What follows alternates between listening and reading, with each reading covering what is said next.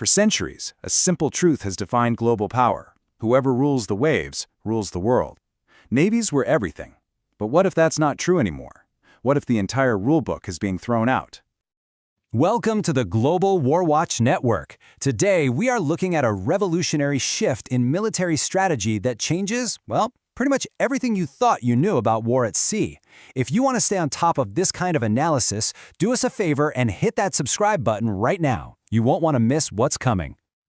You know, the thinking was always pretty straightforward. If you control the sea, you control global trade, you control everything. And this idea led to an epic arms race for bigger, badder fleets. The king of it all, the aircraft carrier strike group. I mean, it's a floating city, a fortress that could project power to any corner of the planet. But here's the twist.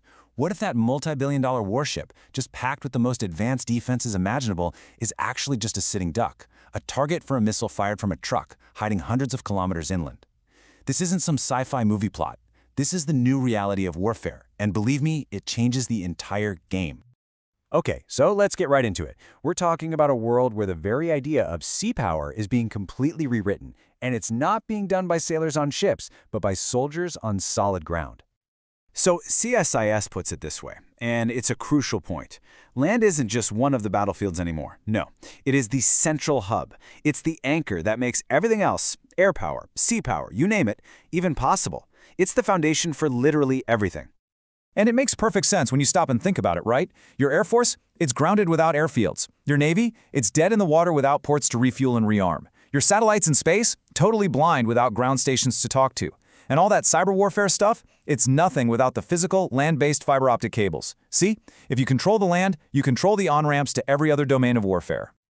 Okay, so how exactly does a missile truck in a forest sink a destroyer hundreds of kilometers out at sea? A ship that's way over the horizon. The secret sauce is something called the networked kill chain. Picture it like a giant invisible web. It's not about one weapon, it's about the connection. Way up in space, a satellite, that's your sensor, spots an enemy ship. And a flash, that targeting data zips down to a command center on the ground. That center then gives the green light to a missile launcher. That's your shooter. And here's the kicker. The shooter never even sees the target. It doesn't have to. The network does all the seeing for it. The military calls this over-the-horizon targeting, or OTHT, and it completely flips the script on naval combat. This isn't about ships slugging it out anymore. It's about a land-based network seeing and striking from hundreds of miles away, effectively turning huge patches of the ocean into deadly no-go zones. This whole process runs on something strategists call the OTA loop: observe, orient, decide, and act. It's basically a race. Whoever can cycle through this loop the fastest wins. And when your eyes, your sensors, are in space, and your brain, your command post, is on land, that loop becomes blindingly fast and incredibly lethal. You can find, fix, and finish a naval target before it even knows it's been seen. And if you're thinking this is all just theory, you're wrong. We have seen this new reality play out with absolutely devastating effect in the war in Ukraine. Just look at this number. In one single strike in 2022 on the Saki Air Base in Crimea, Ukrainian forces operating from land knocked out over half of Russia's Black Sea naval combat jets. They didn't need a massive fleet to do it. They used precise land-based weapons to cripple Russia's ability to project power from the air over the sea. And this quote from CSIS really nails it. I mean, from sinking Russia's flagship, the Moskva, to hitting bomber bases deep inside Russia, Ukraine has shown the world that by controlling key pieces of land, a smaller power can go toe-to-toe with a much larger navy and air force. They've effectively weaponized their own territory. So, we've got the theory, we've got the proof of concept. Now, let's apply this new rulebook to one of the most critical strategic chessboards in the world today: the growing competition in the Indian Ocean between China and India. So for China, everything hinges on what's known as the Malacca Dilemma.